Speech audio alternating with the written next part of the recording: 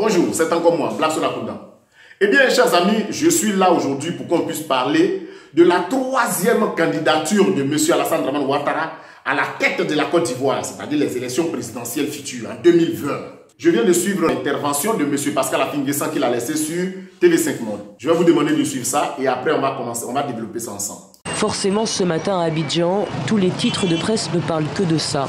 Alassane Ouattara n'exclut pas un troisième mandat. Dans une interview donnée à Jeune Afrique, le président ivoirien laisse planer le doute sur son éventuelle candidature en 2020. Ce n'est pas la première fois. Il avait déjà entrebâillé la porte en novembre 2017. Mais au FPI, le principal parti d'opposition, c'est toujours le même refus catégorique. Il n'y a aucune raison à ce que M. Ouattara bénéficie de plus de 2 mandats. Il est en fin de son 2e mandat. Je dirais que son rôle dans le jeu politique en Côte d'Ivoire est terminé. Il faut qu'il se retire pour ne pas entraîner le pays dans de nouvelles contestations, dans des polémiques, dans des violences éventuelles, parce que les Ivoiriens aspirent à tourner la page. Vous avez écouté, non? Vous avez entendu de vous avant. Vous pensez que ce monsieur-là, il est politicien? Vous pensez que Pascal Affi-N'Guessan, il est politicien? Il s'agit là d'un pouvoir présidentiel. Un pouvoir présidentiel, on ne donne pas à quelqu'un comme ça, là, va t'asseoir. Si vous ne savez pas, je vous explique. En Côte d'Ivoire, le salaire du président de la République, la personne ne sait. Son salaire, donc, son bénéfice. Parce qu'il ne paye pas maison, il ne paye pas courant, il ne paye pas l'eau, il ne paye pas manger. Vous avez déjà vu sa femme au marché, le gourou de Yopougo en train de faire marcher. Le président de la République, quand il est malade, là, il s'en va se soigner à l'étranger. Donc, le pouvoir, là, il n'est pas prêt à donner. Monsieur Pascal Affi-N'Guessan, quand vous tenez ces gens de propos-là, vous savez ce que vous êtes en train de créer. Est-ce que vous avez imaginé ce que vous êtes en train de créer? Nous là, Ivoiriens, on ne veut plus des charniers. Enlevez-nous dans votre histoire. C'est toi qui as dit boycott. Quand tu es venu dire oui, on a boycotté, ils sont passés avec 2%, donc ce n'est pas une constitution qui tient. Le monsieur est président. Et au même moment qu'il est devenu président, il a pris un décret présidentiel pour dire qu'à partir d'aujourd'hui, il ne s'appelle plus Dramane, qu'il s'appelle Alassane Ouattara.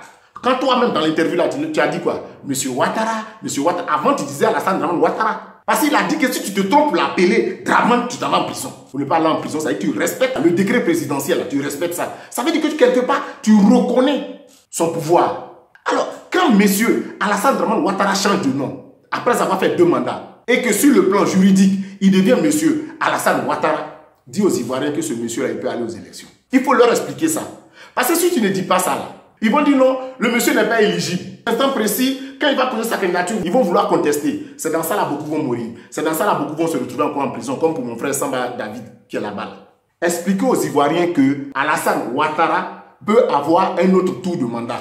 Parce que juridiquement, Alassane Dramane Ouattara est une personne et Alassane Ouattara est une autre personne. Ne semez pas la zizanie dans la tête des Ivoiriens.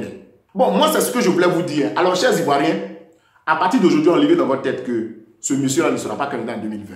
Enlevez ça dans votre tête. Avant, il s'appelait Alassane Dramane Ouattara. Vous vous rappelez, non? Son slogan, c'était Ado la solution. Et puis vous avez vu, vous avez publié ça même, où il a dit qu'il ne s'appelle plus Ado, mais il s'appelle AO. Ça veut dire Alassane Ouattara. À partir de cet instant précis, là, le monsieur peut être candidat, parce que juridiquement parlant, c'est 2 personnes différentes. Si vous tombez dans les pièges de Pascal Affi-N'Guessan ou bien Aboudraman Sangaré, là, on va vous tuer cadeau. Moi, c'est ce que je voulais vous laisser comme message.